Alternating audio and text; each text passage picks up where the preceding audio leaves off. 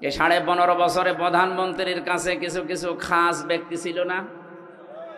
প্রধানমন্ত্রী, আমি এই 3বারের প্রধানমন্ত্রী হয়েছে এই জন্য বলি নাই, উনি এর আগেও একবার ছিলেন, তখন নির্বাচনের মাধ্যমে হয়েছিলেন। কিন্তু এই 3বারে আর নির্বাচনের মাধ্যমে হয়নি। কথা বলে না কেন? সিলেকশন হয়েছে না ইলেকশন? সিলেকশন যেটা হয় এটা ভোটসর বলে না। এই জন্য এই 3বারের জন্য আমরা ওনার প্রধানমন্ত্রী বলি না, আর বলবো না। আর আমরা জানি এই 3বারে, বিশেষ করে 8 সাল থেকে 24 সাল পর্যন্ত যারা নির্বাচন করেছেন, যেহেতু এটা নির্বাচন হয়নি, এটা চুরি হয়েছে, এই জন্য সাবেক এমপিও আপনি লিখতে পারবেন না। এখানে যিনি ছিলেন মারা গেছে, কয়বারের এমপি উনি? ওনারে বলা যায়। وَأَوْجَبَ عَلَيْنَا الْإِحْسَانَ بِالْوَالِدَيْنِ وَنَشْهَدُ أَنْ لَا إِلَهَ إِلَّا اللَّهُ وَحْدَهُ لَا شَرِيكَ لَهُ وَأَشْهَدُ أَنَّ مُحَمَّدًا عَبْدُهُ وَرَسُولُهُ سَيِّدُ الْكَوْنَيْنِ صلى الله عليه وعلى آله وصحبه وأتباعه أجمعين ليلا ونهارا في الطرفين. فقد قال الله تعالى في كلامه المجيد وبرهانه التوحيد: أعوذ بالله من الشيطان الرجيم. بسم الله الرحمن الرحيم.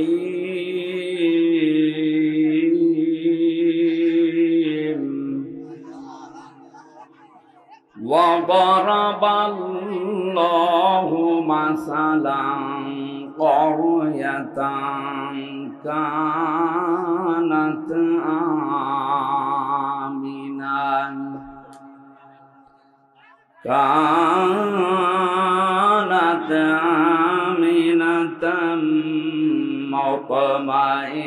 مطمئنة يأتيها رزقها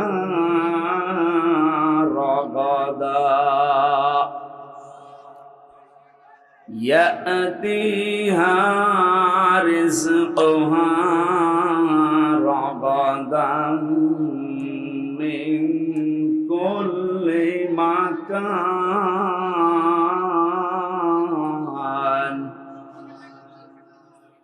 فكفرت بأنعم الله فذاقها الله لباس الجوع والخوف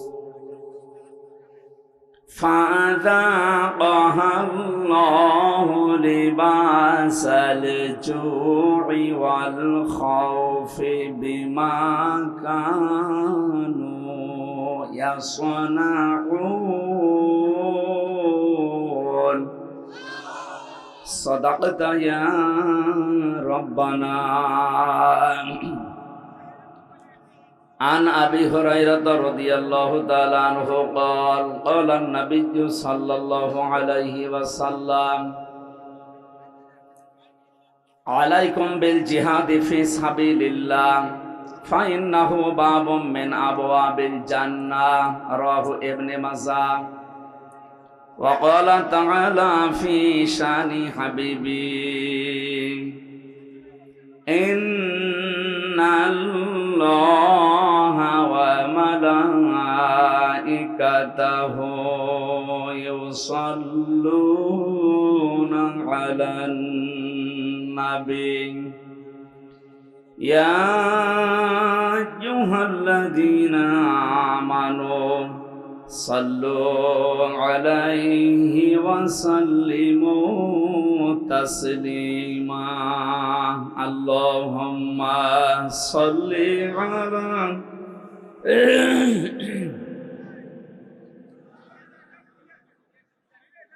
এখানে কি, এখানে বসেন।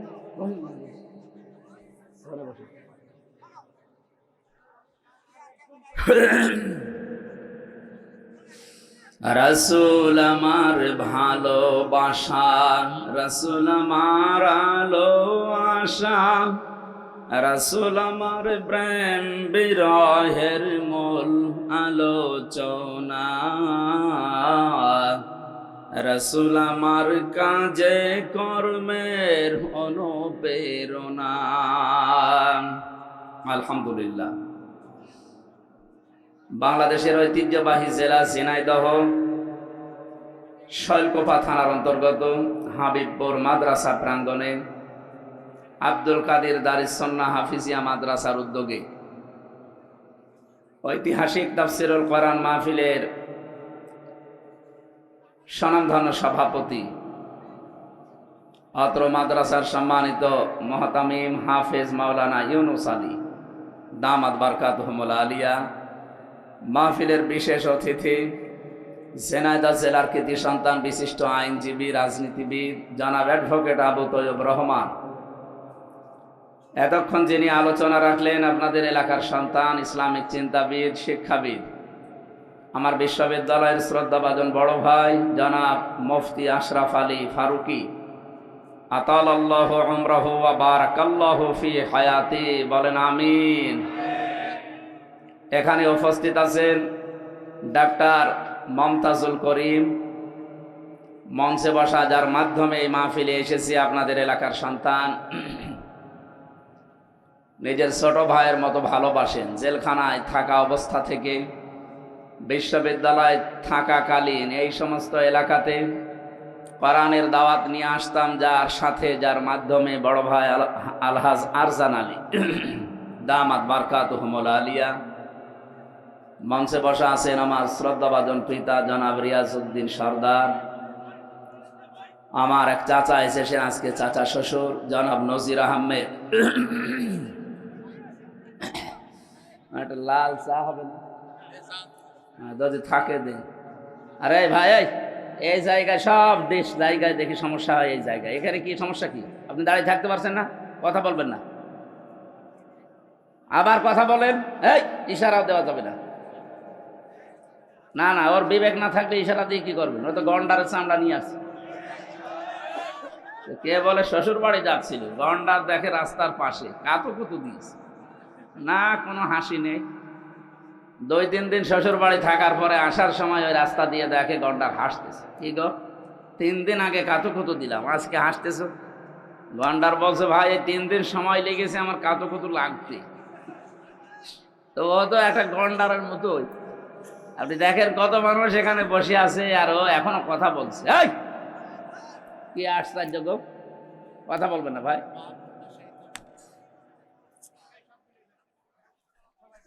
গত পরশুদিন আমি মৌলভীবাজার ছিলাম।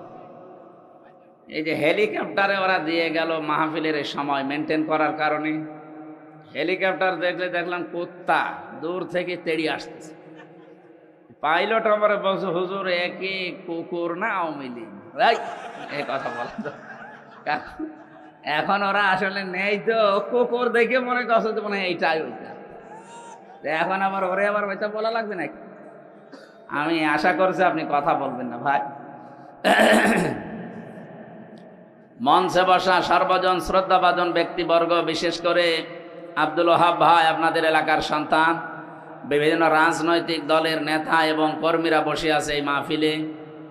সামনে বসা মুসলমান ভাইরা, পর্দার আড়ালের সম্মানিতা মা এবং বোনেরা, প্রশাসনের ভাইরা, প্রাণ প্রিয় ঝিনাইদহবাসী, আমি আজকে একটা নতুন বিষয়ে আলোচনা করব বসেছি। আল্লাহ যেন আমাকে তাওফিক ভিক্ষা দেন। সুবহানাকা লা ইলমা লানা ইল্লা মা আল্লামতানা ইন্নাকা আনতাল আলিমুল হাকিম। এটা ক্লাস চলছে। আমরা বিশ্ববিদ্যালয়ে ক্লাস করেছি 45 মিনিট 50 মিনিট ক্লাস নিত শিক্ষকরা। আমরা 1 ঘন্টা 15-20 মিনিট ক্লাস নেব। থাকবেন তো ইনশাল্লাহ? ক্লাসটা একটু লম্বা হবে, তারপরও আমরা বোঝানোর চেষ্টা করব কোরআনে কারীম থেকে। আমা তাওফিকি ইল্লা বিল্লাহ। যে আল্লাহ আমাদেরকে অনুষ্ঠানে নিয়ে আসলেন, কি সুন্দর করে সাজিয়েছেন দেখতে পাচ্ছেন না? নিজেদের বাড়ি ঘরও এরা এত সুন্দর করে সাজায় না। নবীজি জানিয়েছেন 3টা জায়গায় যদি কেউ টাকা পয়সা খরচ করে কিয়ামতে আল্লাহর সামনে দাঁড়িয়ে জবাব দেওয়া লাগবে না। তার ভেতরে 1 নম্বরে যারা কোরআন প্রচারে টাকা পয়সা ব্যয় করে। এদের সুযোগ পেলেই অন্তত 5টা টাকা হলেও যেখানে কোরআনের প্রচার হবে, কোরআনের শিক্ষা হবে, সময় থাকতে দিয়ে দেবেন। কারণ চোখ বন্ধ হলে ওইটা আর দেওয়ার মতো কেউ থাকবে না। এই কথা বলেন না কেন? যারাই আমরা আছি প্রত্যেকে নিজের হায়াতের জীবনে কোরআনের সাথে সম্পৃক্ত এমন কিছু কাজ করা দরকার। আহলুল কোরআনি হুম আহলুল্লাহি ওয়া খাসসাতু। যারা কোরআনওয়ালা মানুষ এরা আল্লাহওয়ালা মানুষ, আর এরা আল্লাহর পরিবারভুক্ত এবং খাস ব্যক্তি আল্লাহর কাছে। এই 15.5 বছরে প্রধানমন্ত্রীর কাছে কিছু কিছু খাস ব্যক্তি ছিল না?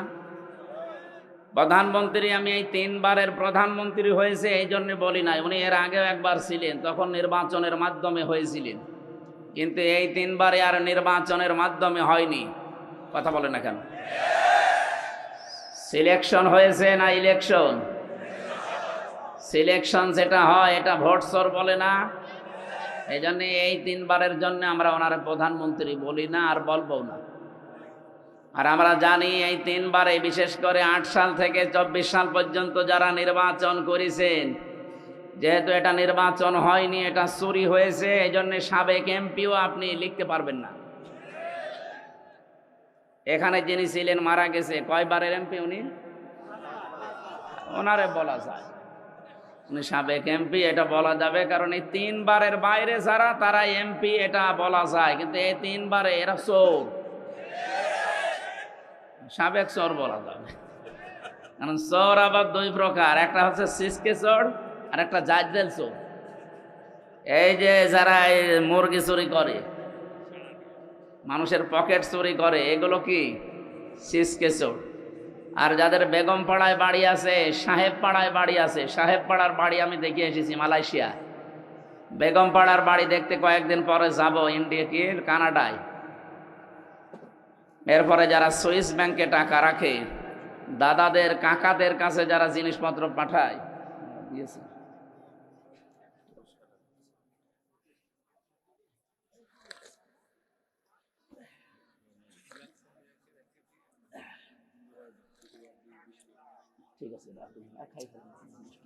কাউকে দিয়ে দেবেন।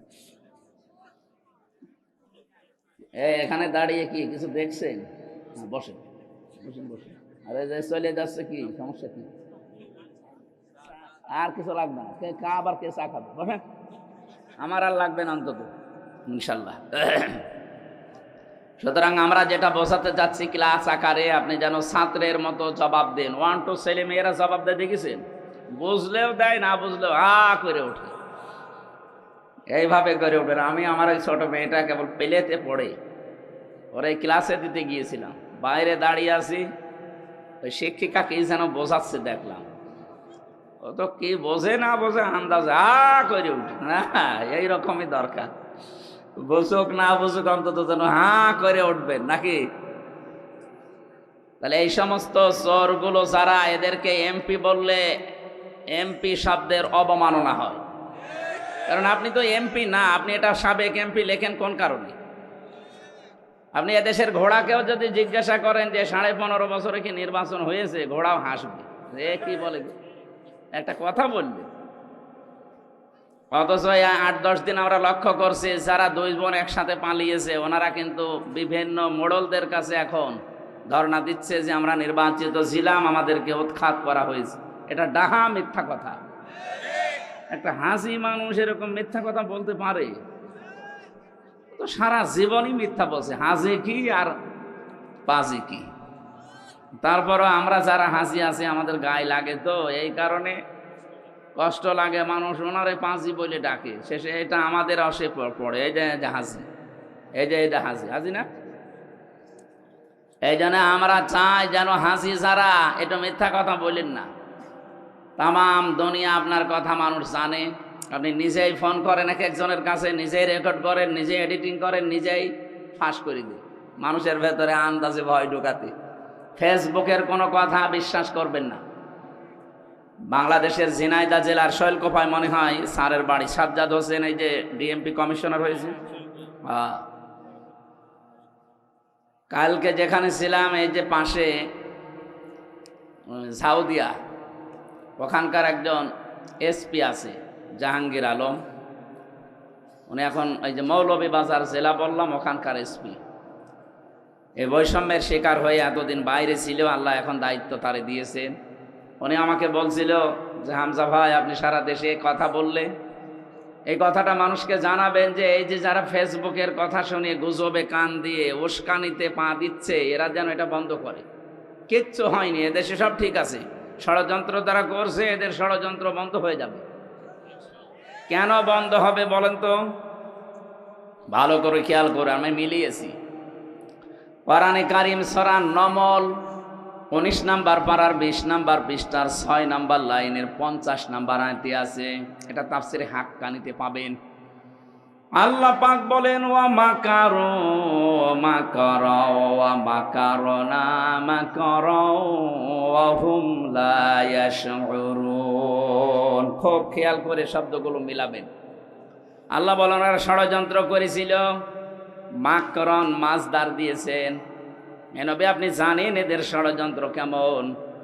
অকদ মাকারু মাকরহুম ওয়া ইনদাল্লাহি মাকরুহুম ওয়া ইন কানা মাকরুহুম লিতাজুলা মিনহুল জিবাল। সূরা ইব্রাহিমের ভেতরে আল্লাহ আয়াতগুলো দিয়ে জানিয়েছেন, হে নবী ওদের ষড়যন্ত্র এমন কঠিন এবং ভয়ঙ্কর ছিল, এত মজবুত ষড়যন্ত্র ওরা করেছিল যে পাহাড় পর্যন্ত তার জায়গা ছেড়ে দিয়ে চলে যাবে। শব্দের অর্থ খেয়াল করেছেন, কত ভয়ঙ্কর শব্দ আল্লাহ দিয়েছেন, যে পাহাড় পর্যন্ত ওদের ষড়যন্ত্রের কারণে নিজের জায়গা ছেড়ে দিয়ে চলে যাবে। অথচ পাহাড় বুঝি না আমরা। আল্লাহ পাক বলেন, ওয়া ইলালে জিবালি কাইফা নুসিবাত। আপনি পাহাড়ের দিকে একটু তাকান না কেন? এ পাহাড়কে আমি জমিনের ভেতরে ব্রেক করে গেঁথে দিয়েছি, পেরেক স্বরূপ। এটা গজাল পেরেক। এই যে এই কাঠের উপরে ব্রেক মারা আছে, এই যে ব্রেক দেখা যাচ্ছে, এই ব্রেকের মাথাটুকু শুধু দেখা যায়। ভেতরে যা আছে এ উপরের এই মাথার চাইতে কি কম না বেশি? বেশি মানে 20 ভাগ বেশি। ভেতরে কাঠের ভেতরে যদি 20 ভাগ প্রবেশ করে, উপরে হয়তো 1 ভাগ একটু একটু সামনে যে ভেসে আছে মাত্র 1 ভাগ, 19 ভাগ নিচে গেড়ে গেড়ে গেছে। আল্লাহ পাক বলেন, জমিনে আমি পাহাড়গুলো ঠিক এভাবেই লাগিয়ে দিয়েছি যেমন নড়াচড়া না করে। তার মানে পাহাড় আমরা দেখতে পাই, যেটা কয়েকদিন আগে পঞ্চগড়ে থেকে তাকালাম হিমালয়ের দিকে, 36,000 ফিট। এদের জন্য মাটির উপরে থাকে। সৌদি আরবে এমন এমন পাহাড় যেখানে নবীজি লুকিয়েছিলেন। ওটা 3.5 ঘন্টা সময় লেগেছিল আমার এই 16 সালে। তখন আর একটু শক্তি ছিল। আরে রমজানে আমি এবার গিয়ে একা একা, ওই সময় উঠেছিলাম, এখানে কোরআনে কারিম নাজিল হয়, ওই সময় লেগেছিল 1 ঘন্টা 5 মিনিট। এত বড় বড় পাহাড় যেখানে উপরে, তাহলে নিচের চাইতে যদি 20 ভাগ বেশি গেড়ে দেওয়া থাকে, তো পাহাড় নিচে আছে কত? এই পাহাড় পর্যন্ত নড়ে যাবে, টলে যাবে, নিজের জায়গা ছেড়ে চলে যাবে, এমন ষড়যন্ত্র করেছিল কাফেররা। 1500 বছর আগে মুহাম্মদ রাসূলুল্লাহর সময় আবু জেহেল 14টা ষড়যন্ত্র করেছিল নবীর বিরুদ্ধে। এটা সিরাত ইবনে হিশামের ভেতরে পাবেন। আর এই 15.5 বছরে যারা 2 জন পালিয়েছে, ওনাদের ষড়যন্ত্র আমি হিসাব করে পেয়েছি 15টা। তাহলে আবু জেহেলের চাইতে 1 কাঠি উপরে। ফেরাউনের জীবনী পড়েছিলাম, ওই সময় সে 6 জন জাদুকরকে হত্যা করেছিল। কেউ লিখেছে 7 জন। 7 জন জাদুকর হযরত মুসা আলাইহিস সালামের প্রতি ঈমান আনার কারণে তাদেরকে সে হত্যা করেছিল। হত্যা বলতে তার প্রথমে 1 হাত কেটেছে, 1 পা কেটে দিয়েছে। কথা বলতেছেন? ভালো করে বুঝুন। 1500 বছর আগে না, এটা আবার হাজার হাজার বছর আগের কথা। আল্লাহর উপরে ঈমান আনার কারণে, হযরত মুসা আলাইহিস সালামের প্রতি ঈমান আনার কারণে ওই জামানার ফেরাউন যে ছিল, এ জাদুকরদের 6 থেকে 7 জনের বিপরীত অঙ্গ কেটে দিয়েছিল, বিকলাঙ্গ করে দিয়েছিল। অথচ আমরা দেখলাম এই 24 সালের 5ই আগস্টের আগ পর্যন্ত যারা দায়িত্বে ছিল ওরা 7 জন না, প্রায় 2780 জন মানুষের হাত, পা, চোখ, অন্ডকোষ কেটে ফেলা লেগেছে। আপনি একটু খেয়াল করে দেখেন, সারা দেশে সরকারি জরিপ বলছে এটা 2732 জন মানুষ মারা গেছে আন্দোলনে, আর 2780 জন মানুষ এখন হাসপাতালে এক একটা অঙ্গ হারিয়ে কাঁদতেছে। কেউ হাত হারিয়েছে, কেউ পা হারিয়েছে, কেউ চোখ হারিয়েছে, কেউ অন্ডকোষ হারিয়ে ফেলেছে। আপনি একটু মিলান, ফেরাউন যদি মাত্র 7 জনের বিপরীত হাত আর পা কেটে দিয়ে এই ইতিহাস হয়ে থাকে, ফেরাউনের নাম শুনলেই মানুষ এখন ঘৃণা করে। যাদের কারণে 2780 জন মানুষের অঙ্গ প্রত্যঙ্গ কাটা পড়ে গেল, এরা বিকলাঙ্গ হয়ে গেল, বলেন তো এরা কত বড় ফেরাউন? এই মোবাইলে কথা বলেন মানে আপনি তো শুনছেন না। 1 ঘন্টা সব বন্ধ রাখেন। কি এত গুরুত্বপূর্ণ বলা লাগবে? আপনি এসেছেন কোরআন শোনার জন্য, বোঝা লাগবে, শিক্ষা নিতে হবে। যদি না নিতে পারেন ভাই বাড়ি যেয়ে গল্প করেন, কথা বলা যাবে না। অনেক মানুষ ভাবছে মনে মনে যে যা বলছে সবই তো বিরুদ্ধে। আরে বিরুদ্ধে গেলে আমি কি কোরআন শরীফ বানাবো? যা আছে তাই তো বলছি, কথা বলে না কেন? এই যে 2টা বিষয় সামনে নিয়ে আসলাম, ফেরাউনের মাত্র 7 জন মানুষকে বিকলাঙ্গ করে দিয়ে যদি এত বড় ইতিহাস তৈরি করতে পারে ফেরাউন, এখনো পর্যন্ত মিশরের জাদুঘরে আছে। মানুষ যায় আর ঘৃণা করে, থুতু ছিটায়, কথা বলেন না কেন? তাহলে 24 সালের 5ই আগস্টের আগ পর্যন্ত যাদের কারণে শুধু 7 জন না, 2780 জন। আমি কুষ্টিয়ায় 6 তারিখে গিয়েছিলাম, যে দেখি হাসপাতালে ওই যে আগস্টের 6 তারিখে কারো হাত নেই, কারো পা কেটে ফেলেছে, কারো চোখ নেই, অন্ডকোষ উড়ে গেছে। আর 14 জন তো জায়গায় মারা গেছে, পরে 2 জন 16 জন। এত মানুষের হত্যাকারী যারা, বিকলাঙ্গকারী যারা, যাদের কারণে মানুষ হাত পা হারিয়ে ফেলে আর সমাজের বোঝা হয়ে আছে। বলেন তো, যার একটা হাত নেই, একটা পা নেই, একটা চোখ নেই, ও তার পরিবারের জন্য বোঝা, তার সমাজের কাছে সে বোঝা, তার এই রাষ্ট্রের কাছে যে সারা জীবন যতদিন বেঁচে আছে বোঝা হয়ে বেঁচে আছে। এই কাজ যারা করে গেল, এরা কিয়ামতের দিন আমার মনে হয় ফেরাউনের সাথেই উঠবে। প্রথম নাম্বারটা কি বললাম? আবু জেহেল মাত্র 14টা কর্মসূচি নিয়েছিল নবীজির বিরুদ্ধে ষড়যন্ত্র করে। এই জন্য আবু জেহেলের নাম আজ পর্যন্ত কেউ রাখেনি এই 1500 বছরে। আমি কত ইতিহাস পড়ে দেখেছি, কেউ ছেলের নাম আবু জেহেল না। হ্যাঁ, জাহাল হক আছে একজন, আবু জেহেল নেই। এত বছর পার হওয়ার পরও যদি এই 14টা ষড়যন্ত্রে ওর নাম কেউ না রাখে, আপনি এই 15.5 বছরে 15টা ষড়যন্ত্র এই দেশের বিরুদ্ধে, মানবতার বিরুদ্ধে, ইসলামের বিরুদ্ধে করেছেন। আজকে আমি একটা শুরু করছি, সেটা হচ্ছে সমকামিতা। এই ষড়যন্ত্র করে জাতিকে আজ ধ্বংস করার একটা পায়তারা এটা। আল্লাহ পাক ওই কথাটা এখানে লূত নবীর জীবনী থেকে নিয়ে এসে আমাদেরকে শোনাচ্ছেন। ভালো করে শোনো। অমাকারু মাকারন ওয়া মাকারনা মাকারন, শব্দ কিন্তু এক, কিন্তু অর্থ 2টা। আল্লাহ বলেন কাফেররা ষড়যন্ত্র করেছিল আর আমি আল্লাহ করেছিলাম কৌশল, অথচ শব্দ একই। বলে কাফেরদের বেলায় যেটা ষড়যন্ত্র, আল্লাহর বেলায় সেটা কৌশল।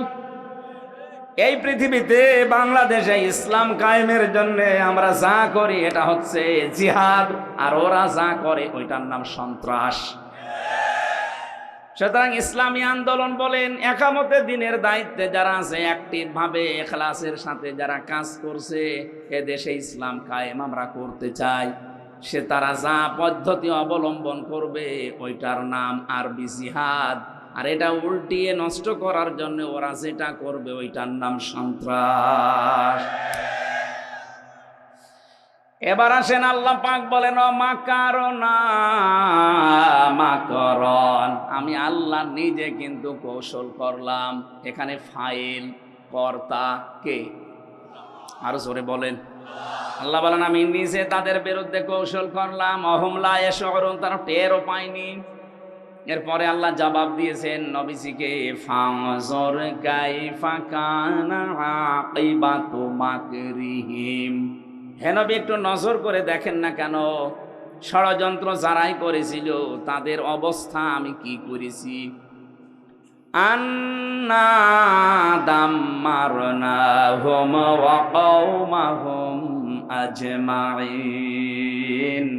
এই আন্না এর ফাইল সরাসরি আল্লাহ, দাম্মারনা এটাও জমা মুতাকাল্লিমের পরে হোম দিয়েছেন। আল্লাহ পাক বলেন আমি নিজে তাদের শিকড় কেটে দিয়েছি এবং তাদের জাতিকে আমি আল্লাহ নিজে ধ্বংস করেছি। কিভাবে ধ্বংস করলাম তার প্রমাণের পরের আয়াতে একটা আছে, এদিকে তাকান। ফাতিলকা বুয়ুতুহুম খাবিয়াতাম বিমা যালামু। আমি এবার আলেমদেরকে বলছি, আরবি গ্রামার অনুযায়ী ফা ব্যবহার করা হয় 19টা অর্থে। এখানে তিলকার আগে আল্লাহ ফা দিয়েছেন। মনে হচ্ছে আল্লাহ পাক নিজের কুদরতি আঙ্গুল দিয়ে নবীজিকে বলছেন, নবী এই সেই ঘর, বাইতুন না দিয়ে বুয়ুত বহু বচন দিয়েছেন, আবার হোম দিয়েছেন। হে নবী এই সেই ঘর, এই ঘরগুলো একটু তাকাবেন আপনি, খাবিয়াতাম বিমা যালামু। এদের জুলুমের কারণে এদের ঘর বাড়ি ব্যবসা প্রতিষ্ঠান অফিস আদালত দেখেন আমি কি করেছি। খাবিয়াতান মানে জনশূন্য, ওজার গৃহ, সার শূন্য। এদের ঘরের দিকে আপনি তাকান তো কি অবস্থা। বাংলাদেশের দিকে এবার আয়াতটা মিলান। 2024 সালের আগস্টের 5 তারিখের বিকাল 5টা বাজতে বাজতে এদেশের যত জালেমদের ঘর ছিল, অফিস ছিল, দেখেন সবগুলো আল্লাহ ওজার গৃহ বানিয়ে দিয়েছে। এর বাস্তব প্রমাণ আমার কুষ্টিয়ার হানিফের বাড়ি, কামারুলের বাড়ি, ঝিনাইদহেতেও আছে। আপনি একটু খেয়াল করে দেখেন, যারা জুলুম করেছে একজনকে তো টাঙিয়ে ন্যাংটা করে পিটিয়েছে। এটা জালেমদের জুলুমের পরিণতি, বিআন্নাহুম যুলিমু, কারণ তারা জুলুম করেছে। খাবিয়াতাম বিমা যালামু, তাদের এই জুলুমের কারণে আল্লাহ এই শাস্তিটা তাদের দিয়েছেন। ইন্না ফি যালিকা লাআয়াতাল লিকাওমিন ইয়ালামুন। অবশ্যই এর ভেতরে শিক্ষা আছে। লামে তাকিদ দিয়েছেন, লাআয়াতান, এর ভেতরে নিদর্শন আছে, শিক্ষা আছে তাদের জন্য, লিকাওমিন ইয়ালামুন, যারা জ্ঞানী সেই সম্প্রদায়ের জন্য। সুতরাং বাংলাদেশে আমরা এখন 18 কোটি মানুষ, যারা আমাদের জন্য শিক্ষা কি? এরা যদি জুলুম 15.5 বছর করার পরে একেবারে সার শূন্য হয়ে যায়, জনশূন্য হয়ে যায়, তাদের বাড়ি ঘর পর্যন্ত উজাড় গৃহ। আপনি তাকান, এখন তাদের বাড়ি ঘর এখন জাতীয় টয়লেট হয়ে গেছে। মানুষ মনে আছে 4-5 জন 7 জন একসাথে দলবদ্ধ হয়ে প্রসাব করছে। তাহলে আগামীতে কেউ যদি এই চেয়ারে বসে, তারাও যদি এভাবে জুলুম আরম্ভ করে, তাদের বাড়ি ঘর আল্লাহ এভাবে সার শূন্য, জনশূন্য, ওজাড় গৃহ বানিয়ে দেবে। বুঝেছেন কারা কারা? হাত তোলেন তো। আলহামদুলিল্লাহ, কাজ হচ্ছে। আর বোঝেননি কারা? হাত তোলেন তো। ওই যে একজন, ওর মাথা তার কাটা আছে। হ্যাঁ, ওটা কি অনেক মামু নাকি? আপনার সে একজন ছিল না, সে মোটা মতো কি আরাফাত নাকি? কই সে কই? ওরা মনে হয় আরাফাত হবে না। আমি যেটা বোঝাতে চাইলাম এতক্ষণ, এই যে 5-7 মিনিট আমি আন্দাজে কথা বলছি না, এটা কোরআন দিয়ে দলিল দিলাম। এটা হাজার হাজার বছর আগে লূত নবীর কাহিনী আল্লাহ শুনিয়েছেন এইভাবে। যদি কেউ এরকম আগামী 5 বছর করে চেয়ার পেয়ে, তাদের বাড়ি ঘরও কিন্তু এই হানিফ সাহেবের মতো হবে ইনশাআল্লাহ। এই জন্যে সমকেড়াবেন, সাবধান। আমার ভাইরা, যে কথা তোলার জন্য পর্যন্ত এসেছিলাম, কোরআনে কারীম যারা শুনতে এসেছি, এর পৃথিবীর শ্রেষ্ঠ নিয়ামতের ভেতর এইটা একটা।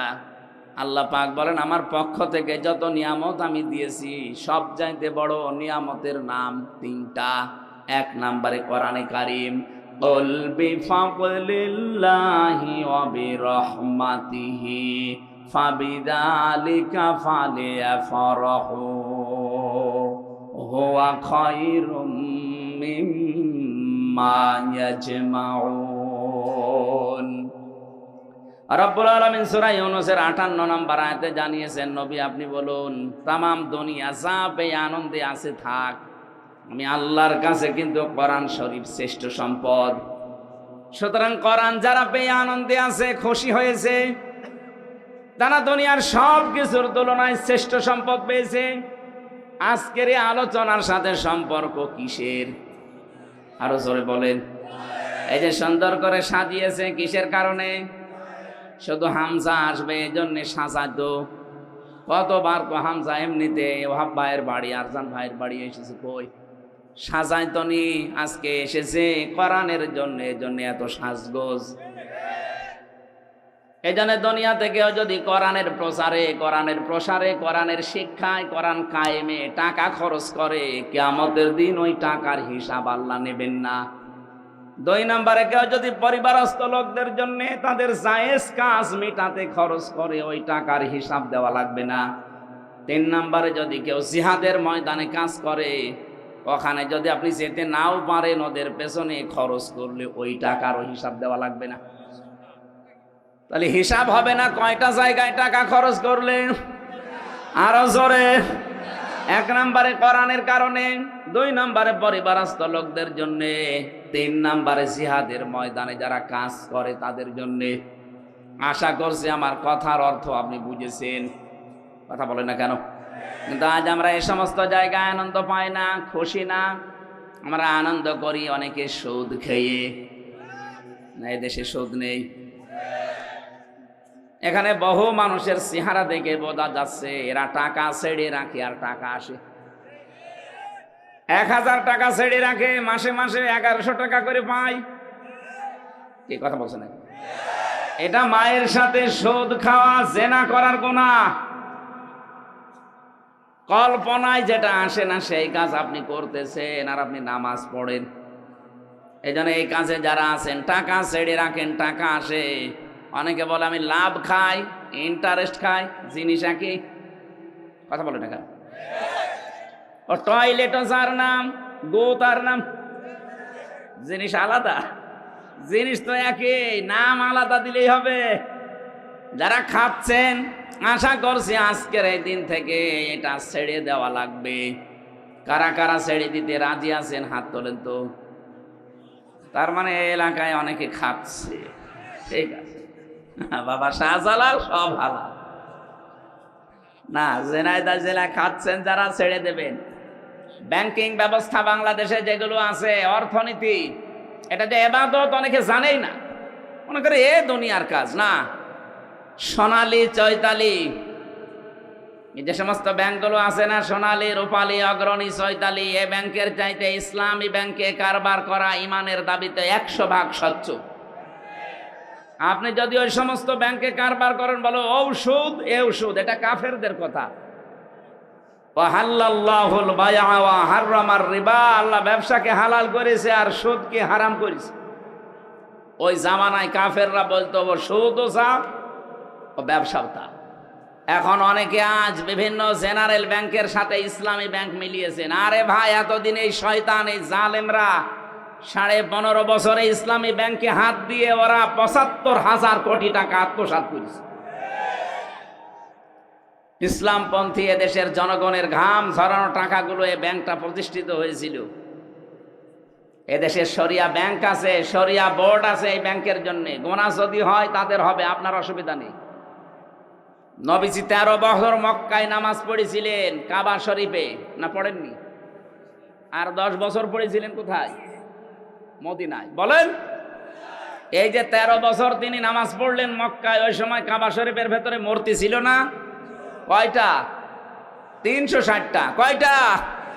কি মনে হয় আপনার বলেন? 360টা মূর্তি সামনে নিয়ে নবীজি নামাজ পড়লেন, ওনার নামাজ হয়েছে? এ বলছে না, এ বলছে হ্যাঁ। কি বলেন, আপনার কি মনে হয় ওনার নামাজ হয়েছে না হয়নি? কেন হয়ে গেল নামাজ? কারণ উনি অপারগ ছিলেন। এই 13 বছরে একটা মূর্তিও সরানোর ক্ষমতা ওনার, বলেন বলেন, যখন ক্ষমতা পেয়েছেন মদিনার প্রেসিডেন্ট হয়ে একটা মূর্তি ছিল আর সবগুলো দিয়ে আলীকে দিয়ে ভাঙিয়েছেন, নিজে ভেঙে ভেঙে ফেলে দিয়েছেন। যে যতদিন পর্যন্ত দেশে যাকাত ভিত্তিক অর্থনীতি কায়েম না হবে ততদিন আপনি ইসলামী ব্যাংকে নির্দ্বিধায় কাজ করেন, কোনো গোনা নেই, গোনা হলে ওদের হবে।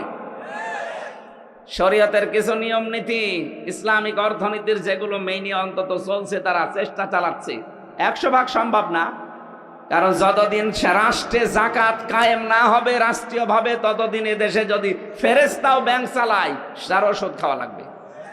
এই জন্য যতদিন কায়েম না হয়, নবীজি যেমন রাষ্ট্রপতি যতদিন না হয়েছেন ততদিন মূর্তির সামনে নিয়েই, বলেন না কেন, মূর্তির সামনে নিয়েই আমরা যতদিন ইসলাম কায়েম করতে না পারি ততদিন পর্যন্ত কাজ কারবার করলে ইসলামী ব্যাংকে করবেন। এদের মোশারাকার সিস্টেম আছে, মোদারাবা আছে, মোরাবাহা আছে, বায়ে সালাম আছে, বায়ে মুআজ্জাল আছে, বায়ে ইস্তেসনা আছে, বায়ে ওয়াহেদা আছে, অনেকগুলো নিয়ম নীতি আছে, আবার প্রকার ভেদ আছে। নবীজি নিজে মোদারাবা করেছিলেন খাদিজাতুল কুবরার সাথে। খাদিজা টাকা দিয়েছে, নবীজি শ্রম দিয়েছে। কথা বলছেন না? জিজ্ঞাসা করেন যারা আলেম আছে, খাদিজা অর্থ দিয়েছিলেন, নবীজি শ্রম দিয়েছিলেন। ব্যবসা করেন উনি, এটার নামই তো মোদারাবা। ইসলামী ব্যাংক এইটা করে। যদি গোনা হয় এরপরও ওনাদের হবে, আপনার চিন্তা নেই। এরপরও যারা সুদ খাচ্ছে, আপনি বললেন যে আমি ছেড়ে দেব, কয়েকদিন পরে কিন্তু আমি আবার আসতেছি। এই যে ঝেনাইদা কি দারুস সালাম নাকি মাদ্রাসা, ওটা হয় আপনাদের, ওটার নাম কি, রিয়াজুল জান্নায় আসবো সামনে মাসে। এটা ডিসেম্বর জানুয়ারির হয়তো 13 তারিখ মনে হয়। ওই জায়গায় কথা বলবো ইনশাল্লাহ ওই দিন অর্থনীতির ওপরে। আজকে আমার সাবজেক্টটা আলাদা। আমার আজকের বিষয় হচ্ছে গোনাহের কারণে আল্লাহ শাস্তি নাজিল করেন। কি কি ধরনের শাস্তি আসে কোন গোনায়, আমরা ওগুলো জানার পরে ছেড়ে দেবো ইনশাল্লাহ। কি থাকবেন না? তাহলে যারা সুদ খেয়ে আনন্দ করছেন এরা মায়ের সাথে জেনা করছেন। আর বড় গোনা কি? আল্লাহ রাসূলের সাথে যুদ্ধ করা। এইটা করে অনেকে আনন্দে আছে। অনেক মানুষ দেখা যায় তারা এতিমের মাল আত্মসাৎ করে আনন্দে আছে। আল্লাহ পাক বলেন, ইন্নাল্লাযীনা ইয়াকুলুনা আমওয়ালাল ইয়াতামা যুলমান ইন্নামা ইয়াকুলুনা ফি বুতুনিহিম নারা ওয়া সায়াসলাউনা সাঈরা। জোরে বলেন আল্লাহু আকবার। আল্লাহ রাব্বুল আলামিন বলেন, পৃথিবীতে নিশ্চয় যে বা যারা এতিমের মাল সম্পদ খাচ্ছে ভবিষ্যতেও খাবে জুলমান, জুলুম করে। এখানে জুলমান শব্দের অনেকগুলো ব্যাখ্যা লেখা আছে।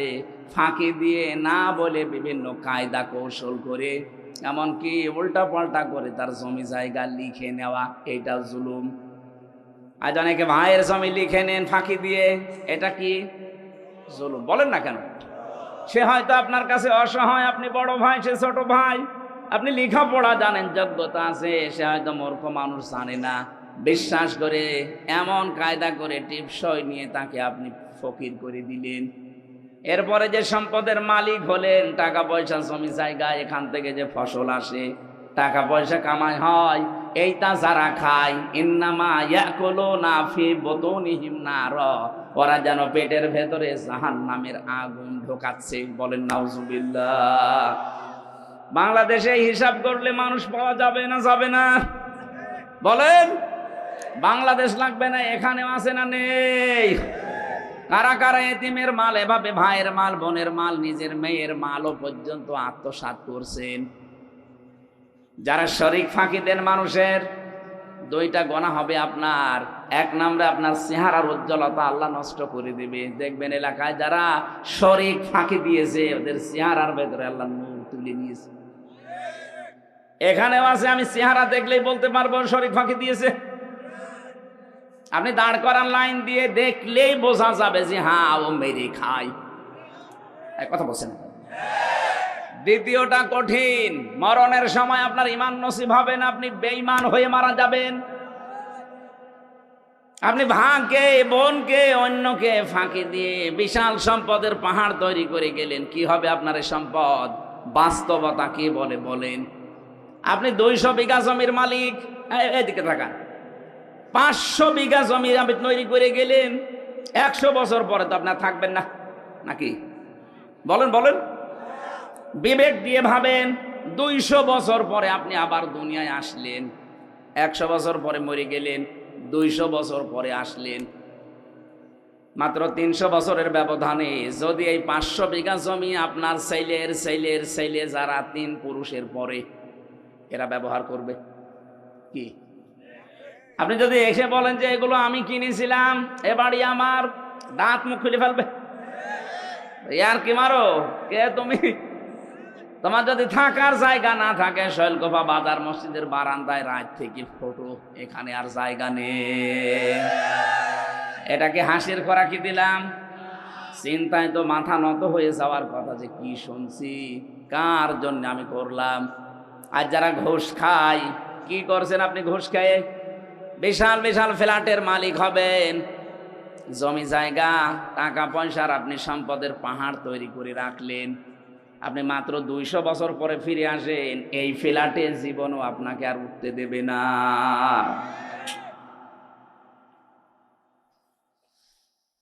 আল্লাহ রাব্বুল আলামিন বলেন, আমাল হায়াতুদ দুনিয়া ইল্লা মাতাউল গুরুর। হে নবী, পৃথিবীর জমিনটাই কিন্তু এরকম একটা ধোঁকা। এটা কি? আমি আমার বাবার সাথে ভালো ব্যবহার করি আমার আখিরাত ভালো হওয়ার জন্যে, কথা বলেন না কেন? আমি আমার বাবাকে যদি ছেড়েও দেই আমার আখিরাত ভালো হওয়ার জন্যে, আর দেখে যদি উনি আল্লাহ রাসূলকে মানে না, এরকম বাবাকে আমিও মানি না। আমি আমার মায়ের সাথে ভালো ব্যবহার করি আমার নিজের জন্যে, আমার আখিরাত তৈরি করার জন্যে, মাকেও যদি ছেড়ে দেওয়া লাগে, যদি দেখি না এও আল্লাহ রাসূলের বিরুদ্ধে অবস্থান নিয়েছে, ভালো ব্যবহার করব, কিন্তু মন থেকে মেনে নেওয়া সম্ভব না। এই কথা বলেন না কেন? আমি এই যে দাড়িওয়ালা আশরাফ ভাইকে ভালোবাসি, এটা আল্লাহর জন্যে, যদি দেখি না ওনার কর্মকাণ্ড ইসলামের বিরুদ্ধে, ওনারে ঘৃণা করতেও আমার 1 সেকেন্ড সময় লাগবে না। নবীজি বলেন, মানা হাব্বা লিল্লাহ ওয়া আবগাদা লিল্লাহ ওয়া আতা লিল্লাহ ওয়া মানা লিল্লাহ ফাকাদ ইসতাকমালাল ঈমান। কাউকে যদি ভালোবাসো আল্লাহর জন্য বাসবা, কিছু বেশি বেশি পাওয়ার জন্য তাকে দান করবা না, যে এই লোকটাকে কিছু যদি দেই পরবর্তীতে এর চাইতে বড় জিনিস পাওয়া যাবে, এরকম ধান্দা নেই অনেকের। এক কথা বলেন না কেন? এই ধান্দায় বেশি পাওয়ার নিয়েতে কাউকে কিছু দিবা না, কিছু দিলে কার জন্যে? আরো জোরে। কাউকে যদি নিষেধ করো যে দেব না, তাও আল্লাহর জন্যে। কারো ওপর যদি রাগ করো, তাও আল্লাহর জন্যে। কাউকে যদি ভালোবাসো, তাও আল্লাহর জন্যে। 4টা কাজ আছে হাদিসে, নবীজি বলেন যারা দুনিয়ায় 4টা করতে পারবে, ফাকাদ ইসতাকমালাল ঈমান, সে যেন তার ঈমানকে পরিপূর্ণ করে নিল। জোরে বলেন সুবহানাল্লাহ। আল্লাহ পাক বলেন, কিয়ামতের ময়দানে যখন এই মানুষটাই উঠবে আমার সামনে, যে 500 বিঘা জমি বানিয়েছে, 10টা ফ্ল্যাট বানিয়েছে, এই লোকটা কি বলবে জানেন? ইয়াউমা তাআতি কুল্লু নাফসিন তুজাদিলু আন নাফসিহা। শব্দের দিকে খেয়াল করেন, আল্লাহ মনে হচ্ছে আমার নাম ধরে বলছে। কুল্লু নাফসিন, প্রতিটি ব্যক্তি, আশরাফ হতে পারে, হামজা হতে পারে, আরজান হতে পারে, ওয়াহাব হতে পারে, প্রতিটি মানুষকে আল্লাহ যেন আলাদা আলাদা আলাদা করে ডাক দিয়েছেন। ইয়াউমা তাআতি কুল্লু নাফসিন, প্রতিটি ব্যক্তি কিয়ামতের দিন, তুজাদিলু আন নাফসিহা, নিজের পক্ষে যুক্তি তর্ক প্রমাণ হাজির করবে আল্লাহর সাথে ঝগড়া করার জন্য। আল্লাহর কাছ থেকে বাঁচার জন্য যুক্তি প্রমাণ রেডি করবে, যে আমি এই কারণে করেছিলাম, আমি নামাজ পড়তে পারি না আমার সন্তানের কারণে, কারণ তাকে সুখে রাখতে গিয়ে আমি সারাদিন মাঠে কাজ করেছি, সেজদা দেওয়ার সময় পাইনি। এটা যুক্তি। আপনার আর কয়টা ছেলে মেয়ে? হযরতে ইয়াকুব নবীর দিকে তাকান, তার 12টা সন্তান ছিল। কয়টা বলেন? শুধু ছেলেই ছিল তার 12টা। কই এতগুলো সন্তানের কারণে কোনোদিন আল্লাহর বিধান থেকে তাকে তো টলাতে পারেনি। আপনি 2টা 5টা ছেলে মেয়ের কারণে আল্লাহর বিধান বাদ দিয়ে দেন, যুক্তি প্রমাণ করবেন, আল্লাহর কাছে খাড়া করবেন। আল্লাহ বলেন তো যা দিল আন নাফসিহা, প্রতিটি মানুষ তার নিজের পক্ষে খাড়া করবে যুক্তি তর্ক। অত আফা কুল্লু নাফসিম মা আমিলাত ওয়া হুম লা ইউযলামুন। প্রত্যেককে আমি আল্লাহ পরিপূর্ণ করে দেব তার কাজের প্রতিদান, কিন্তু তার উপর আমি জুলুম করব না। যে যতটুকুই করেছে কিয়ামতে আল্লাহ তাকে ওই পরিমাণ দেবেন। আমার এবার আয়াতের আলোচনা শুরু হচ্ছে। যেটা বললাম একটা 111 নাম্বার আয়াত সূরা নাহালের। এখন যেটা আমরা তেলাওয়াত করেছিলাম এটা সূরা নাহালের 112 নাম্বার আয়াত। এই আয়াতের ভেতরে আল্লাহ একটা কারিয়া, একটা জনপদ, একটা গ্রামের উদাহরণ দিয়েছেন আমাদের সামনে। খুব ভালো করে মিলাবেন। গ্রামটা এই হাবিবপুর হতে পারে। নির্ধারিত নাম আমি তাফসিরে পাইনি। কোন মুফাসসির হয়তো মক্কা নগরীর নাম দিয়েছেন, না, এটা ঝিনাইদহ জেলার শৈলকুপা থানার হাবিবপুর হতে পারে। আপনি একটু মিলাবেন, দেখবেন এই গ্রামের সাথে মেলে কিনা। আমার কথা বোঝা যাচ্ছে তো? আমি তো মনে হচ্ছে যে একেবারে ক্লাসের মতো বললে ছাত্র যেভাবে বোঝে ছাত্ররা ঠিক ওইভাবে বুঝতেছে। হ্যাঁ, কিছু যদি পাগল ছাগল থাকে 14 বার বুঝলেও বুঝবে না। ওরা বোঝাতে হলে কোরআন শরীফে হবে না, বুখারী শরীফে হবে না, কি লাগবে? বুখারী শরীফ। আপনারা কোরআন শরীফ, হাদিস শরীফ, বুখারী শরীফ দিয়ে যেহেতু বুঝে ফেলছেন, ভালো করে এবার বোঝেন। উপমা দিচ্ছেন, উদাহরণ দিচ্ছেন কে? আরো জোরে বলেন। এই জন্য উদাহরণ দিয়ে কোরআন বোঝালে মানুষ বোঝে ভালো। আল্লাহ পাক কোরআনে কারীম বোঝানোর ক্ষেত্রে বহু উদাহরণ কোরআনে সেট করেছেন, এমন এমন উদাহরণ দিয়েছেন। আজকে একটা উদাহরণ বলছি।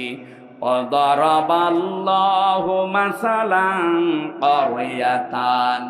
আল্লাহ পাক একটা গ্রামের উদাহরণ দিচ্ছেন, উপমা, দৃষ্টান্ত। খুব ভালো করে মিলাবেন। বললাম হাবিবপুর হতে পারে, এটা হাবিবপুর না? কি ছিল সেই গ্রামে? কানাত আমিনাতাম মুতমাইন্নাতান। 1 নম্বর ওই গ্রামটা ছিল নিরাপদ। 2 নম্বরে ছিল শান্ত নির্মল। তাহলে গ্রামের কোয়ালিটি পেলাম কয়টা? 1 নম্বরে নিরাপত্তা ছিল, 2 নম্বরে ছিল শান্ত। ইয়াতিহা রিজকুহা রাগাদাম মিন কুল্লি মাকান। বিভিন্ন এলাকা থেকে তাদের কাছে রিজিক আসতো, বিপুল পরিমাণে রিজিক তাদের কাছে আল্লাহ বিভিন্ন এলাকা থেকে বিভিন্ন কায়দায় পাঠাতেন। হয়তো ব্যবসার কারণে, বাণিজ্যের মাধ্যমে বিভিন্ন মানুষের মনের ভেতরে মায়া দয়া উদ্রেক করে দিয়ে। এতটুকু আল্লাহ শেষ করেননি। এইবার আসল কথা আল্লাহ জানাচ্ছেন, ফাকা ফারতে বিআনউমিল্লাহ। তারা যখন আল্লাহর এই নিয়ামতগুলোর সাথে কুফরি করেছে, আল্লাহর নিয়ামত পাওয়ার পরে যখন তারা ঢেকে ফেলেছে, ফাআযাকাহাল্লাহু লিবাসাল জুই ওয়াল খাউফ। আল্লাহ পাক তখন তাদেরকে শাস্তি দেওয়ার জন্য মজা চাকাতে 2টা আযাব পাঠিয়েছেন। 1 নম্বরে তাদেরকে ক্ষুধা দিয়েছেন, 2 নম্বরে তাদেরকে ভয় দিয়েছেন। বিমা কানু ইয়াসনাউন, তারা যে কাজ করেছিল এর ফলশ্রুতিতে। বাংলা অর্থ বললাম, এবার আসেন তাফসিরে। আমার ভাইরা, মক্কা শহরের কেউ কেউ নাম দিয়েছেন এই কারিয়া। এই কারিয়া, এই গ্রামের নাম কেউ কেউ মক্কা দিয়েছেন। এই জায়গাটা পুরা আরব জাহানের ভেতরে তখন এমন শান্ত নিরাপত্তার চাদর ছিল কাবা শরীফ থাকার কারণে। রব্বুল আলামিন বলেন, অমাং দাখালাহু কানা আমিনা। এই ভালো করে এবার আমি যেখান থেকে যে পয়েন্ট বের করব, মনে করবেন ওখানে একটা নতুন শিক্ষা বের হবে। আছেন তো আপনারা?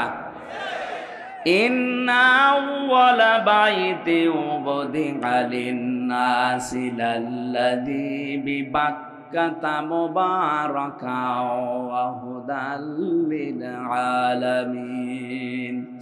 এ পৃথিবীর সর্বপ্রথম ঘর যেটা, তার নাম বলে, যদিও কাবা এটা মক্কায় অবস্থিত, মক্কার প্রাচীন নাম ছিল বাক্কা। আল্লাহ কোরআনে কারিমে মাক্কাও দিয়েছেন, বাক্কাও দিয়েছেন। এই বাক্কায় সর্বপ্রথম যে ঘরটা, দুইটা কোয়ালিটি ঘরের। এক নম্বরে মোবারকান, এটা বরকতময়।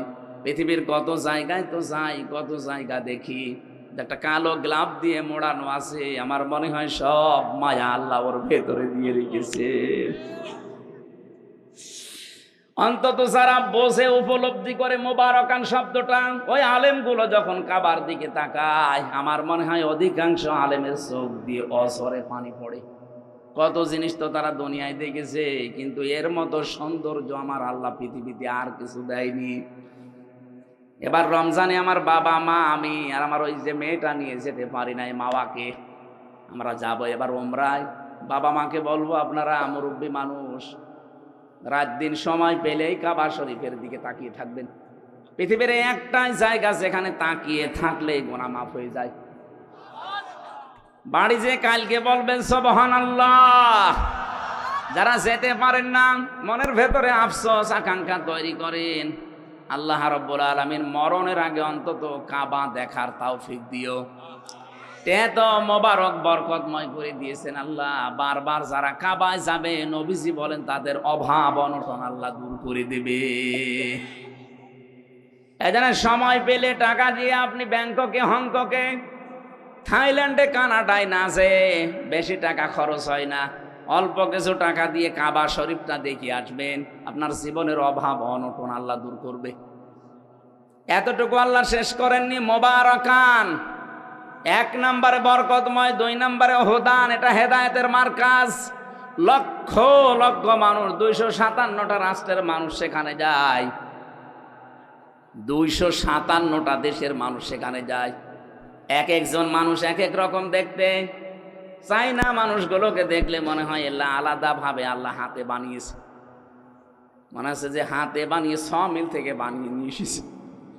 এদের নাক মুখ, এদের চেহারা দেখলে 6 মিলের ভেতরে দিয়েছিল, কাঠ হয়ে চলে এসেছে। আফ্রিকার ওদেরকে যদি দেখি, হাড়ির তলা তো কি কালো।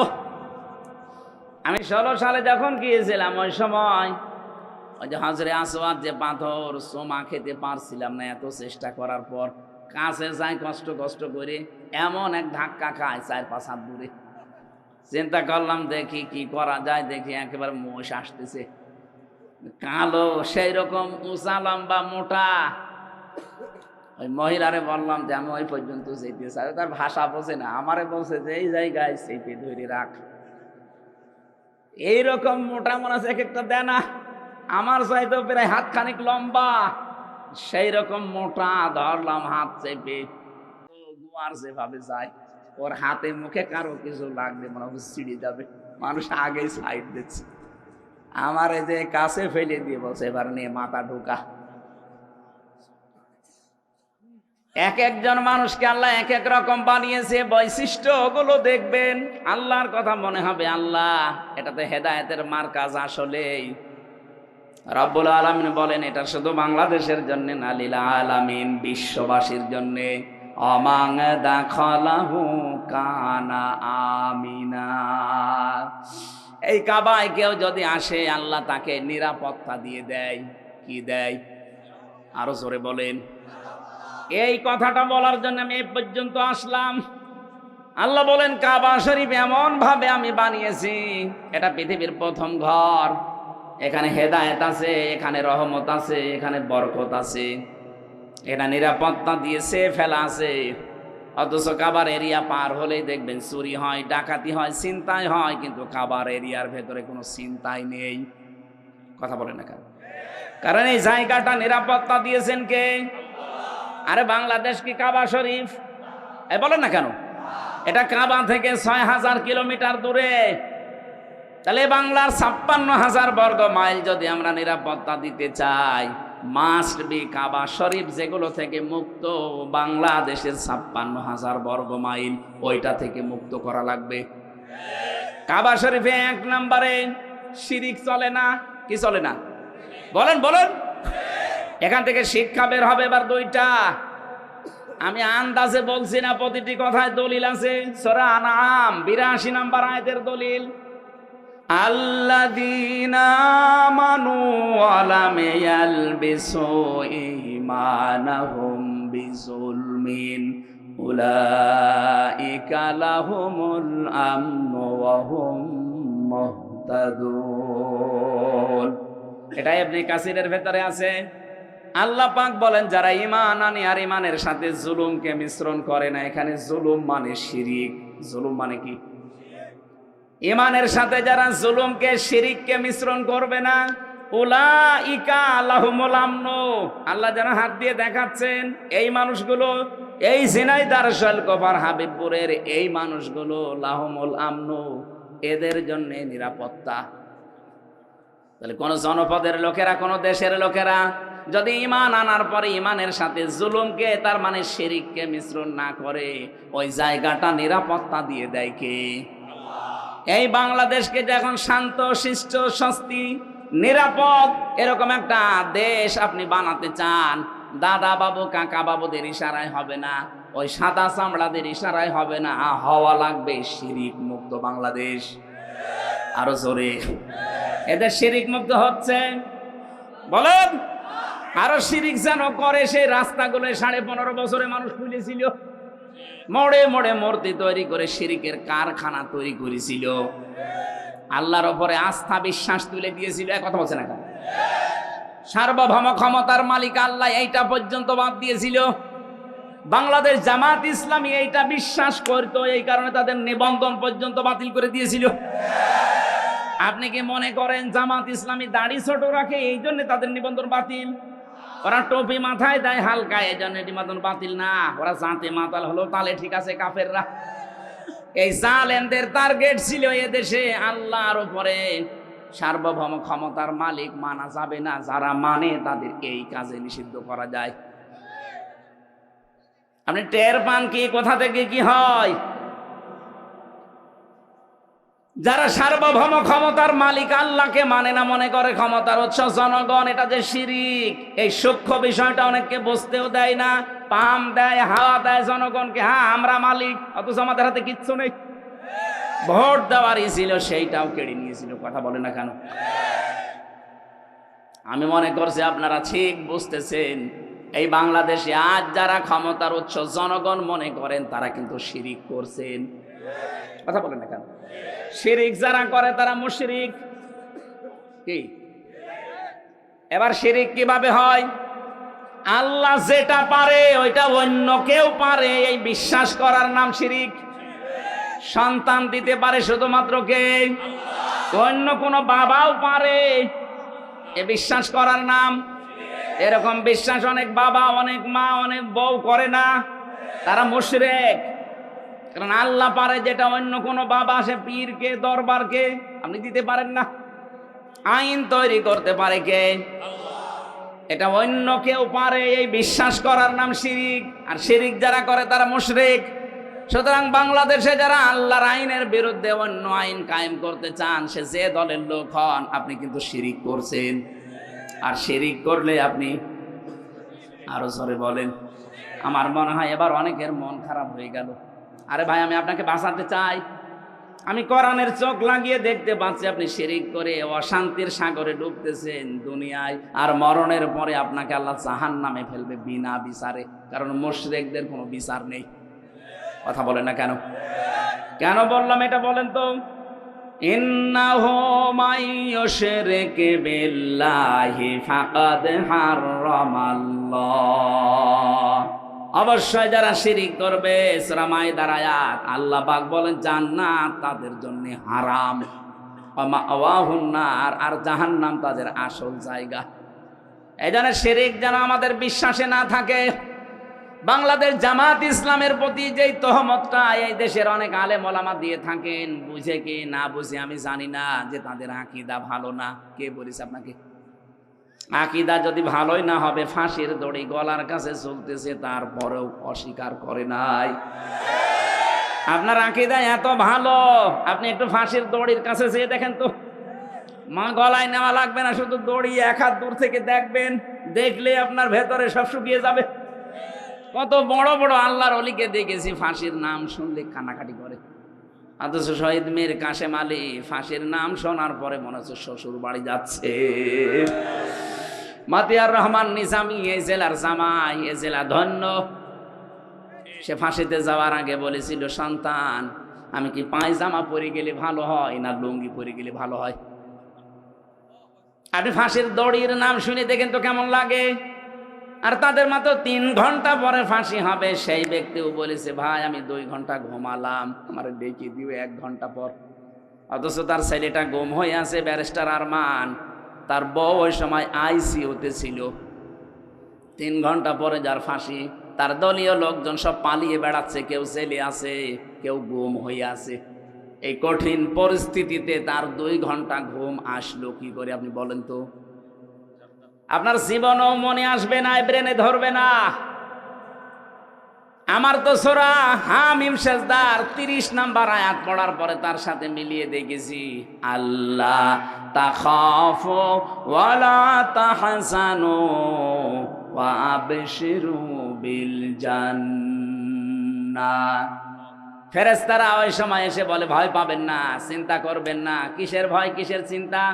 হয়তো ভয় হতে পারে, চিন্তা হতে পারে যে আমি এখনই যদি ফাঁসি হয়ে যায় তাহলে আমার ছেলের কি হবে, আমার বউর কি হবে, আমার সন্তানের কি হবে, আমার বিশাল যে সম্পদ, লক্ষ লক্ষ মানুষের কর্মসংস্থান আমি বানিয়েছি, কি হবে এটা।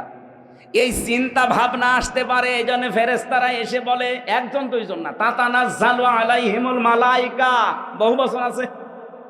1 2 না, হাজার হাজার লক্ষাধিক ফেরেশতা ফাঁসির দড়ির সামনে এসে তাকে বলতে থাকে, ভয় পাবেন না, যেগুলো রেখে গেছেন এগুলোর কোনো চিন্তা নেই, আল্লাহ এগুলো সব দেখবে।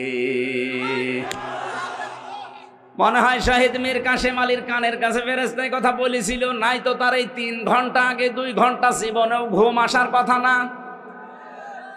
কথা বলে না কেন? এই মজলুম দলটার উপরে আন্দাজে আকীদা ভালো নাই, এই দোষ চাপিয়ে দেন। আকীদা আপনার ভালো। আমার মনে হয় এখন যে অবস্থায় আমরা এসে গেছি, সমস্ত ছোটখাটো বিষয় নিয়ে সব বাদ দেওয়া দরকার। আরে ভাই, যারা মুজতাহিদ, যারা গবেষক, তারা যে কোনো একটা বিষয়ে গবেষণা করে যদি ঠিক হয় 2টা সওয়াব পাবে, ভুল হয় 1টা সওয়াব পাবে।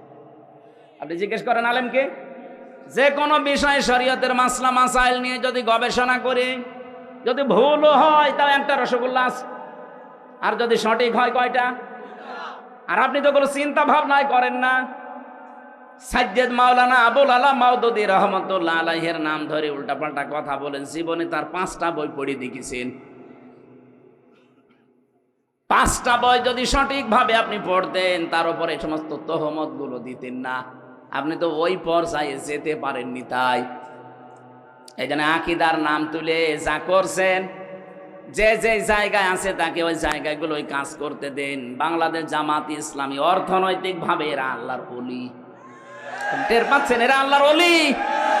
লক্ষ কোটি কোটি টাকা এদের কাছে দিলে 4 আনা এদিক ওদিকে হবে না। বাংলাদেশে অন্য কারো কাছে দিয়ে দেখেন তো। কথা বলেন, আমাকে মানিয়ে বলছি, এটা বাস্তব না। অলি খোঁজার জন্য চট্টগ্রামে যাওয়া লাগে। এই কথা বোঝার চেষ্টা করুন।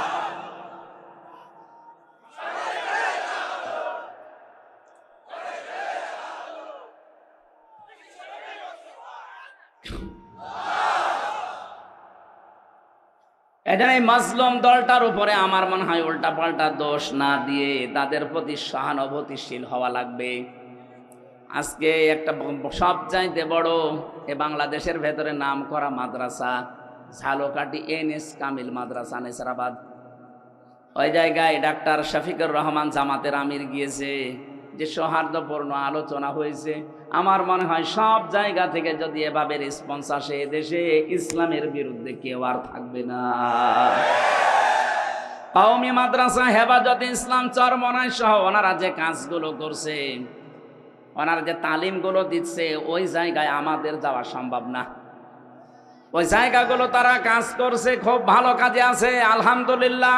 কিন্তু রাজনীতি, অর্থনীতি, দেশ পরিচালনা করার জন্য যে যোগ্যতাগুলো দরকার, শিবিরের লোক, জামাতের লোক যেভাবে অর্জন করেছে, আপনি ওই জায়গায় যেতে পারবেন না। আপনি BCS ক্যাডার হতে পারবেন, এই লোকটা হতে পারবে, অনার্স মাস্টার্স করেছে, বিসিএস পরীক্ষা দিয়ে যদি টিকে যায় কালকে ওই এসপি হতে পারবে, এসপি এর পরে এসপি। আমি বিসিএস ক্যাডার হওয়ার জন্য আমি কোচিংও করেছিলাম, পরীক্ষাও দিয়েছিলাম। আমার লিখিত পরীক্ষায় পাস হওয়ার পরে ভাই ভাই যে দেখছে আমার 14 বংশ উল্টা পাল্টা, তখন আমারে বাদ দিয়ে দিয়েছে। যদি দেখতো না এর বাবা ওই যারা পালিয়েছে তাদের দলের সভাপতি, কি কথা বলছেন এখানে, যদি দেখতো এর দাদা ওই দলের সেক্রেটারি, বলতো ঠিক আছে সব মাফ, আল্লাহর ওলি আজকে থেকে এসপি। জিজ্ঞেস করেন 100 ভাগ বলতো, কারণ আমার সে যোগ্যতা ছিল না, তা না লেখাপড়া করলে আমি হয়ে যেতাম। আমাকে লাইন মতো উঠতেই দেননি।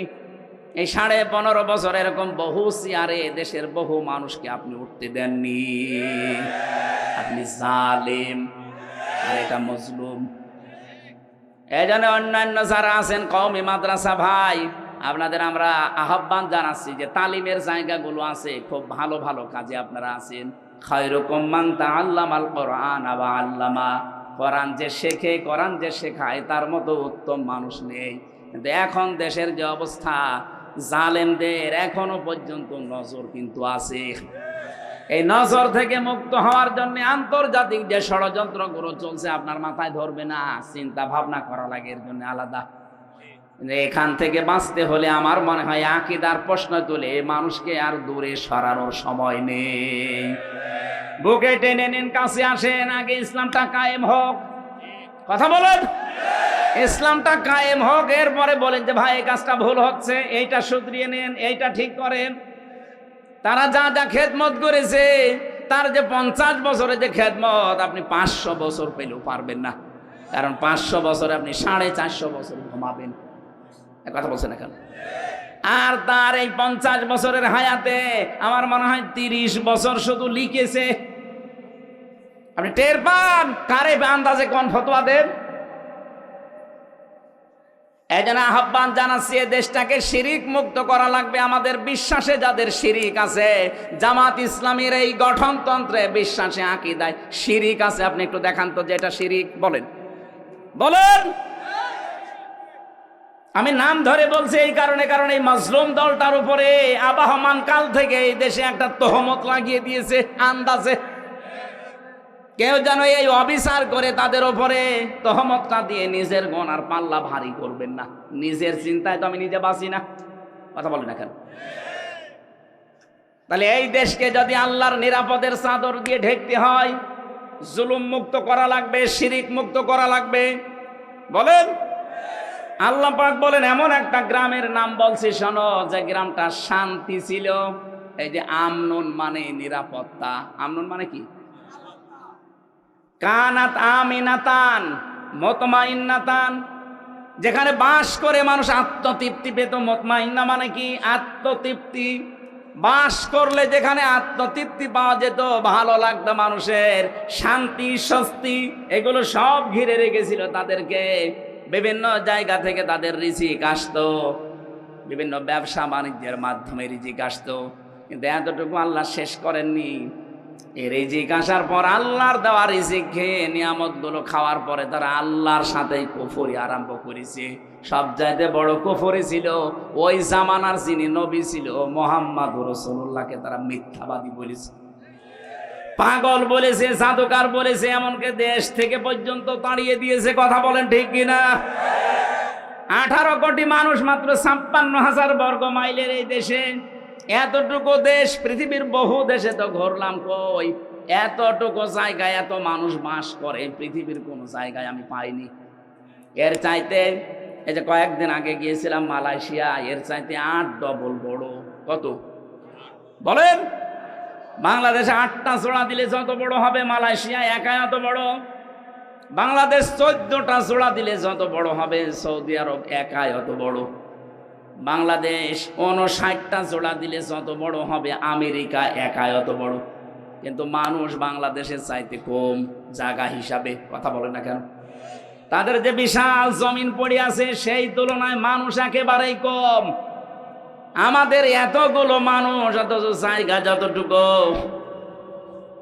আল্লাহ পাক বলেন বিভিন্ন জায়গা থেকে তোদের রিজিকের ব্যবস্থাগুলো করছিলাম, কি হয়েছে তোদের? আমার নিয়ামত গুলো তোরা উল্টিয়ে দিতে আরম্ভ করলি।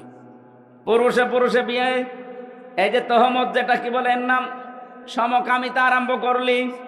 এইটার স্লোগান পর্যন্ত দিচ্ছে। 3 দিন আগে কুষ্টিয়ায় 2 মেয়ে আন্দোলন করেছে যে আমরা 2 জন বিয়ে করব, যদি বিয়ে না দেয় 2 জনে মরে যাব।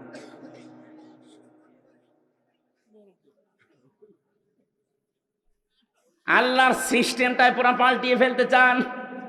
এমনকি আল্লাহর রাসূল এখন নেই, রাসূলের নায়েব আছে। নায়েবে রাসূল আলেমদের গায়ে হাত দিয়েছেন। এক কথা বলছেন না? মাওলানা মামুনুল হকের মাথায় দড়ি দিয়ে, তার হাতে হ্যান্ডকাপ দিয়ে, মাথার উপরে হেলমেট দিয়ে, মনে হচ্ছে যে কি নিয়ে যাচ্ছে, অথচ কিছুই না।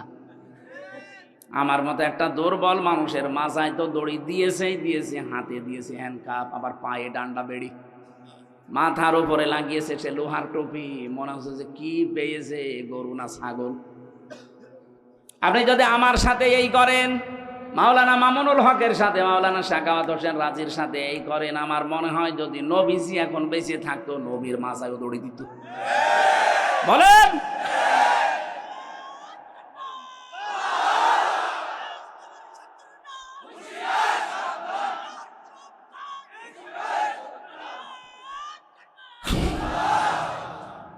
ঝিনাইদহবাসী, আমি এবার যেটা নিয়ে আসতে চাই, আল্লাহ রাব্বুল আলামিন বলেন, রাগাদাম মিন কুল্লি মাকানিন ফাকাফারাত বিআনউমিল্লাহি ফাআযাকাহাল্লাহু লিবাসাল জুই ওয়াল খাউফ।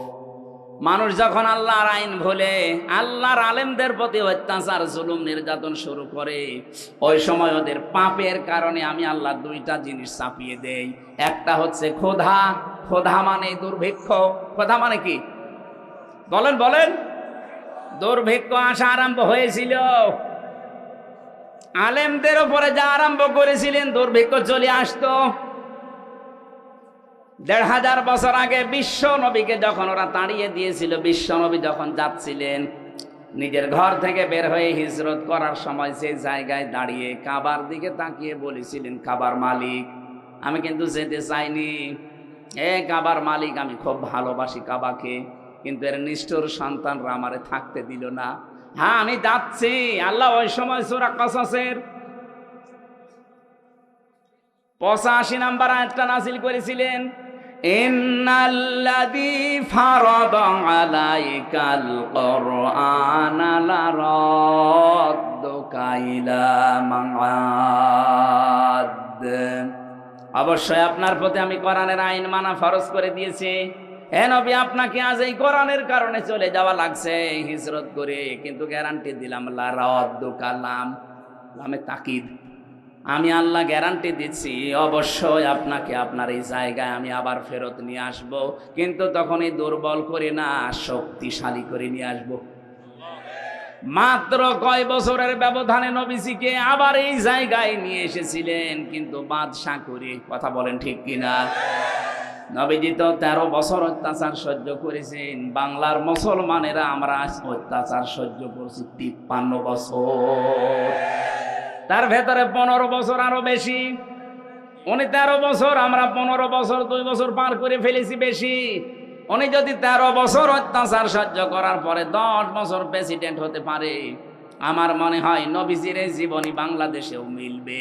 15 বছর আমরা যারা জুলুম, নির্যাতন, অত্যাচারের শিকার হয়েছি, তাদের হাতে আল্লাহ 10 বছর বাংলাদেশ তুলে দেবে।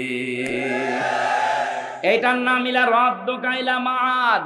হ্যাঁ, কোরআন বাদ দিয়ে যদি কোনো পাপের কারণে কেউ পালায়, তার শাস্তি হচ্ছে দিন যত যাবে তার প্রতি ঘৃণা তৈরি হবে জনগণের। যেমন চেঙ্গিস খান, হিটলার, এক কথা বলছে না, তারাও মানুষ হত্যার সাথে জড়িত ছিল, কিন্তু দিন যত যাচ্ছে হিটলারের, চেঙ্গিস খানের, যে পালিয়েছে লক্ষণ সেন, কি 850 বছর আগে পালিয়েছিল লক্ষণ সেন।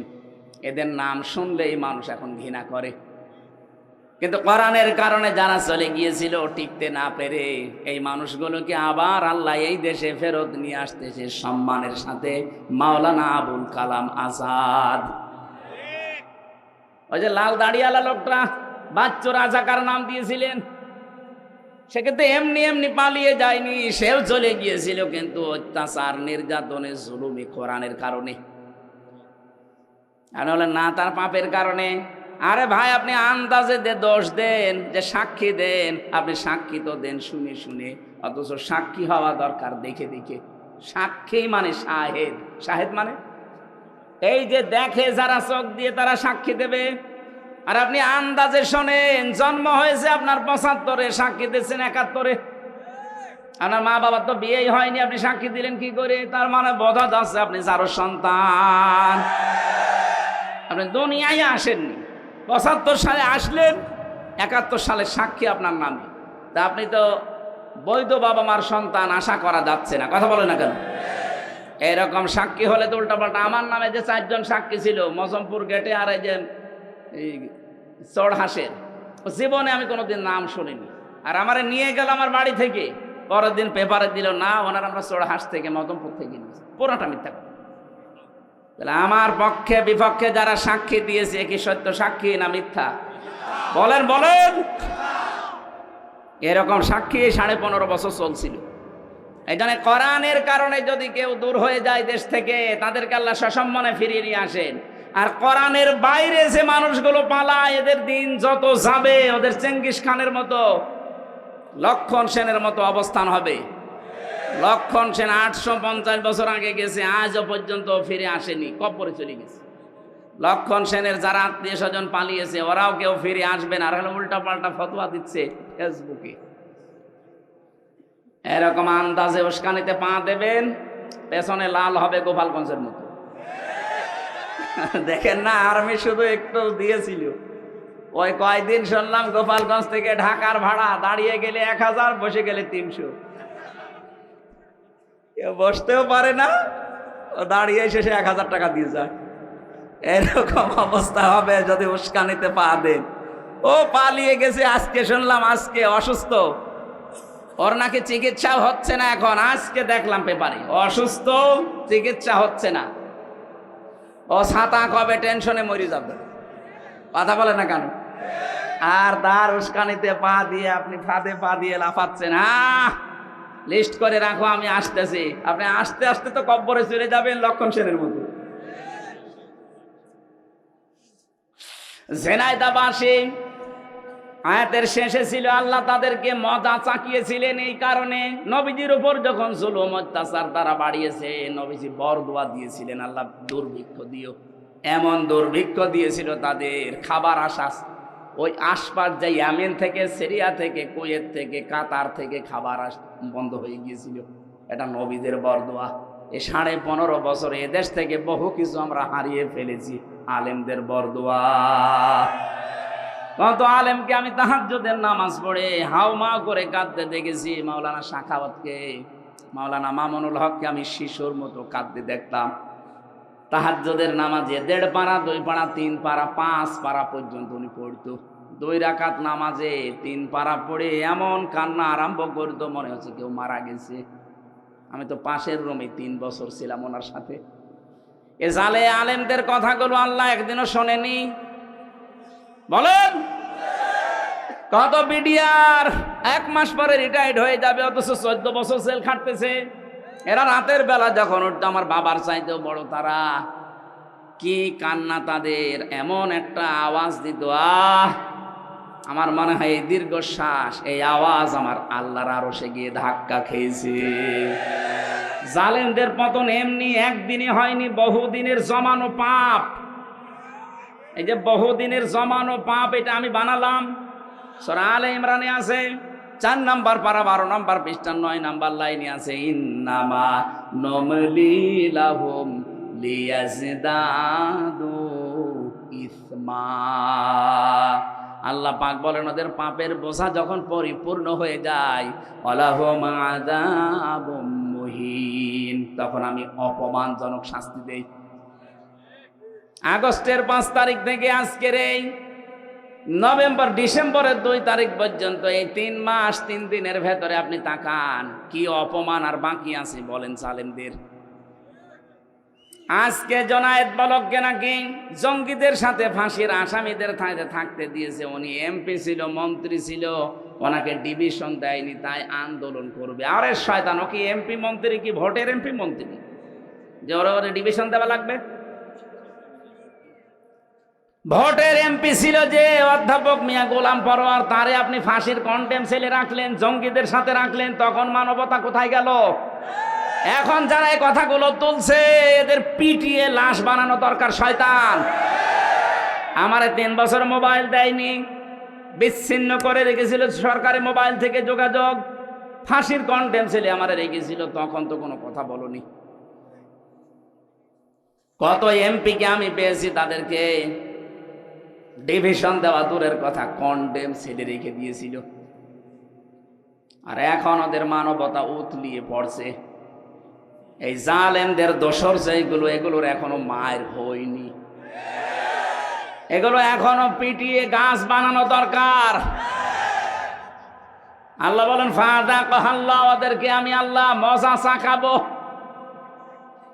আল্লাহ যদি ঠাট্টা করে কথা বলতে পারে, আমরা বললে দোষ কি? আল্লাহ বলছেন ফাযাকাল্লাহ, আমি আল্লাহ নিজে ওদেরকে স্বাদ চাকাবো, ওদের পাপের স্বাদ। 1 নম্বরে স্বাদ হচ্ছে খোদার পোশাক। পোশাকের নাম দিলেন কেন? কারণ একটা পোশাকেই মানুষের বিভিন্ন জিনিস ফুটে ওঠে। পোশাকের দ্বারাই তার স্ট্যাটাস, তার যে মান সম্মান, তার মর্যাদা, তার যে কোন লেভেলে আছে লোকটা, সেটা পোশাকে ফুটে ওঠে। এই জন্য বাদশাদের পোশাক দেখবেন আলাদা। কথা বলছে না কেন? আল্লাহ বলেন এমন খোদা দারিদ্র দিয়েছিলাম ওই জামানায় নবীর বরকতে, বরদোয়ার বরকতে, বরদোয়ার ফলে এই মানুষগুলো পায়খানা আর এর সাথে মদ মিশিয়ে, পায়খানার মদ মিশিয়ে বড়ি বানিয়ে বানিয়ে ওরা খেয়েছিল। আলেমদের বরদোয়ার কারণে দেশটাও রসগোল্লা যাচ্ছিল। কিন্তু আমার আল্লাহ মনে হচ্ছে হাতে ধরে 5 তারিখে বাঁচিয়ে দিয়েছে। أَوَضَعْنَا عَنْكَ وِزْرَكَ الَّذِي أَنقَضَ ظَهْرَكَ। হে নবী, আপনার পিঠকে বাঁকা করে রেখেছিল আইয়ামে জাহিলিয়াতের পাথর। কিসের পাথর? আইয়ামে জাহিলিয়াতের পাথর আপনার পিঠকে বাঁকা করে রেখেছিল। আমি কি পাথর সরিয়ে দেইনি বোঝা? আমার মনে হয় 1500 বছর পরে আল্লাহ আর একটা আয়াত নাজিল করে আমাদের জানাচ্ছে, বাংলাদেশ মুসলমানেরা, আমি কি তোমাদের পিঠের উপর থেকে আমি জাহিলিয়াতের বোঝা নামিয়ে দেইনি? ওটা ছিল আইয়ামে জাহিলিয়াত, আর এইটা শব্দ দুইটা প্রায় এক। ওরাও যা করতো এরাও তাই করেছে। কথা বলছেন কেন? ওরাও সরকারি মালের কোনো অডিট ছিল না, জোর যার মূল্য তার। এই 15.5 বছরে এইটাই চলছিল, সরকারি মালের কোনো অডিট নেই, জোর যার মূল্য তার।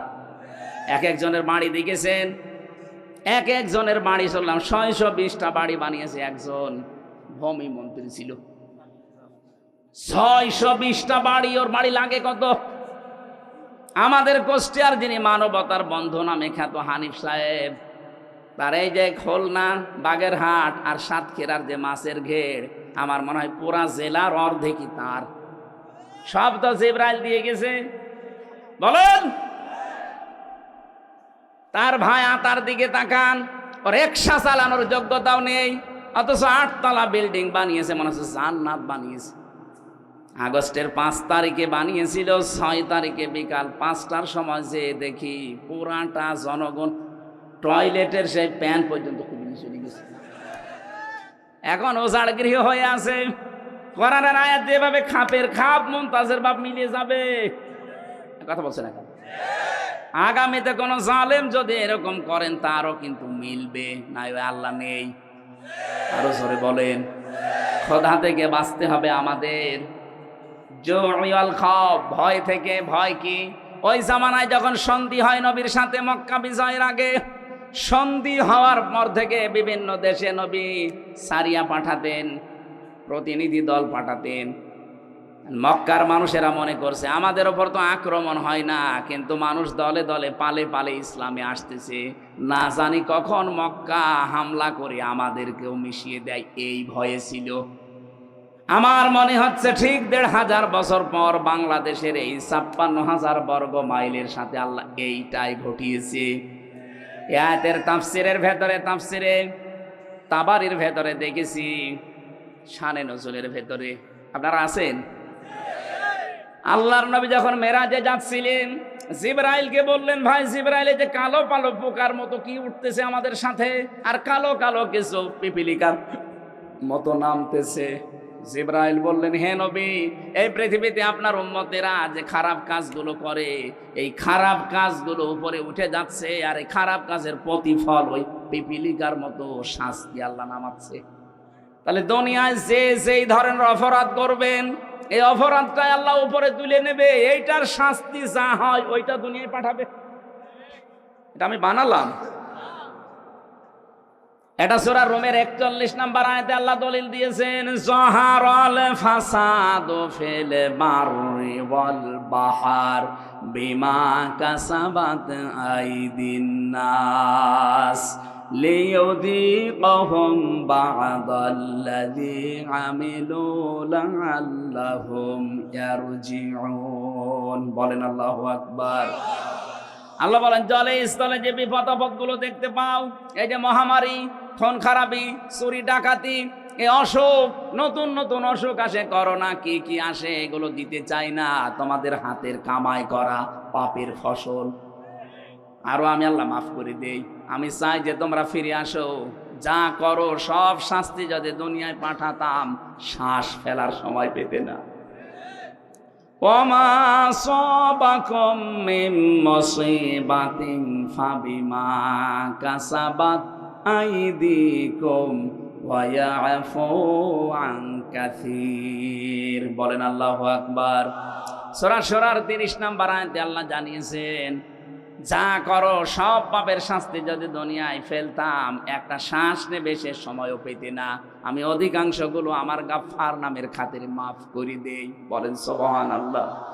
এজন্য আমরা এখন থেকে সাবধান, যে যে অপরাধ করছি এইটা কিন্তু ঘুরে আমার প্রতি আবার নাজিল হবে। যারা গোপন অপরাধ করেন, গোপন অপরাধের শাস্তি আছে। যারা গোনা গোপনে করেন, তাদের চেহারার উজ্জ্বলতা আল্লাহ নষ্ট করে দেবে। এদের এখানে তাকাবেন, যাদের চেহারা দেখতে খারাপ, বিশ্রী, তাকাতে মনে চায় না, মনে করবেন ও গোপনে গুনাহ করে। যারা ওজনে কম বেশি করে, এই মানুষগুলোর প্রতি আল্লাহ শাস্তি পাঠাবে দুইটা। এটা শুআয়ব আলাইহিস সালামের জামানায় ওই মানুষেরা ওজনে কম বেশি করতো। আজ বাংলাদেশে ওজনে কম বেশি আছে না নেই? ওজনে কম বেশি মানে খালি দাড়ি পাল্লা দিয়েই না। এই যে শিক্ষক, কলেজের শিক্ষক অধ্যাপক, সে 1 থেকে মাস্টার্স পর্যন্ত বিশ্ববিদ্যালয়ে বহু শিক্ষা বিভিন্ন জায়গা থেকে নিয়েছে, কিন্তু দেওয়ার সময় ডেলিভারিতে আর দিতে চায় না। তখন বলে প্রাইভেট পড়া লাগবে, কোচিং করা লাগবে। এইটার আর বিনাম মুতাফফিফিন। আল্লাহ পাক বলেন, ওয়াইলুল লিল মুতাফফিফিন আল্লাযীনা ইযা কাতালু আলান নাসি ইয়াস্তাউফুন। ধ্বংস হয়ে যাক ওই দোকানদারগুলো, ওই শিক্ষকগুলো, যারা নেওয়ার সময় ঠিক মতোই নেয়, দেওয়ার সময় দিতে চায় না। তখন কোচিং করো, প্রাইভেট পড়ো, এরকম নাম দেয়। আজ এই বিশ্ববিদ্যালয়ের নাম ধরেই বলছি, বহু শিক্ষক এমন আছে, ওরা তো ডক্টর, নেওয়ার সময় তো বহু জ্ঞান বিভিন্ন জায়গা থেকে তারা নিয়েছে, কিন্তু দেওয়ার সময় ছেলে মেয়েদের আর দিতে চায় না ক্লাসে। তখন ওনারা ক্লাস করায় বিভিন্ন বিশ্ববিদ্যালয়ে টাকার বিনিময়ে। আমি কি বেশি বললাম? এরকম শিক্ষক দেশে নেই? কত প্রাইমারিতে, হাই স্কুলে, কলেজে, মাদ্রাসা, এরা নিজেরা ক্লাসে ঠিক মতো পড়া দিতে চায় না। ওই পড়ায় দেবে, কোচিং করা লাগবে, ওই পড়ায় দেবে, তখন আবার প্রাইভেট পড়া লাগবে। কেন? আপনি যা পেয়েছেন নেওয়ার সময়, ওইটা দেওয়ার সময় ঠিক মতো দেওয়া লাগবে।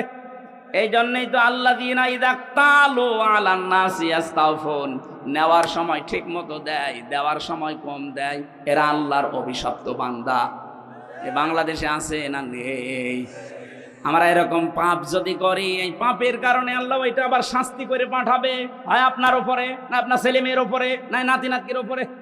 এমন এমন শাস্তি এসে দাঁড় হবে যে জীবন দিয়ে হলেও সে শাস্তি আর তুলতে পারবেন না। আপনার ছেলে যদি একটা আসে, 1 চোখ কানা, আপনি 50 বিঘা জমির মালিক হয়ে কি করবেন? সারা জীবন মানুষ আপনাকে ডাকবে কানার বাপ। আর কথা বলছেন এখন না? আপনাদের বেশি সময় হয়ে গেছে না? না, অনেক হয়ে গেছে। ওরে বাবার, 11টা 15, আমি তো মনে করলাম 11টা শেষ করে দেব। না না, আমার গলা আমার পারছে না, আগামীতে আবার আগামীতে, এ পর্যন্ত থাক। আমরা যে যে পাপ করি, চিন্তা ভাবনা করে করি, ওইটাই উঠে যায় আবার ওইটাই নাজিল হয়। আল্লাহ আমাদেরকে শাস্তি দেওয়ার জন্য নাজিল করে। এই জন্য এমন কোনো অপরাধে আমরা যাব না যে নিজের ওপরে নিজে আবার কুড়ুল মারছি। আল্লাহ আমাদের হেফাজত করুন, আল্লাহুম্মা আমিন। লা ইলাহা ইল্লা আনতা সুবহানাকা ইন্নী কুনতু মিনাজ জালিমিন। আল্লাহুম্মা গফিরলি ওয়ারহামনি ওয়াহদিনি ওয়াফিনি ওয়ারযুকনি ইয়া রাব্বাল আলামিন। আল্লাহ তাআলা 1.5 ঘন্টার মতো তোমার কোরআনে কারীম থেকে কথা বলার চেষ্টা চালিয়েছি। চাতক পাখির মতো তোমার বান্দা বান্দিরা শুনেছে। এটা জীবনে তুমি আমল করার তৌফিক আমাদের ভিক্ষা দাও। এ মাহফিলের আয়োজন করতে গিয়ে মাদ্রাসা কর্তৃপক্ষ যাদেরকে সাথে নিয়ে বিশাল আয়োজন সাজিয়েছে, আল্লাহ প্রত্যেকের কবরে, আত্মীয় স্বজনের কবরে সওয়াব পৌঁছিয়ে দাও। তাদের জীবনটা তুমি ধন্য করে দাও, গোনা থেকে তাদেরকে বাঁচাও। আমরা এমন কোন গোনা যেন না করি যে গোনার শাস্তি আবার ঘুরে আসে। আল্লাহ তাআলা এই মাহফিলের সভাপতি, সহসভাপতি, প্রধান অতিথি, বিশেষ অতিথি যারা এসেছে আল্লাহ মঞ্জুর করো।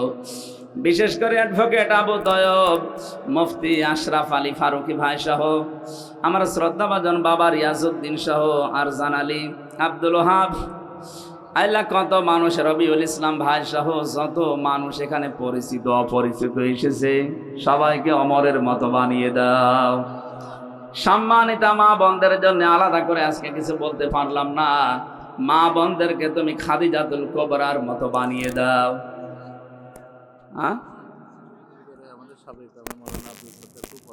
আল্লাহ তাআলা তোমার দিনের একজন খাদেম আব্দুস সাত্তার অসুস্থ হয়ে পড়ে আছে, শেফায়ে কামেলা আজেলা দাও।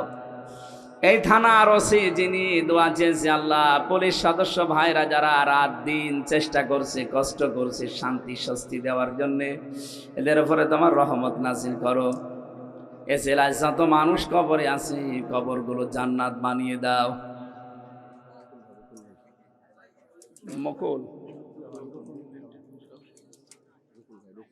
রকন ভাইয়ের জন্য দোয়া চেয়েছে, আল্লাহ যত মানুষ যার জন্য দোয়া চেয়েছে তোমার কাছে আমরা দোয়া করছি, সবার জায়েজ আশাগুলো পূর্ণ করে দাও।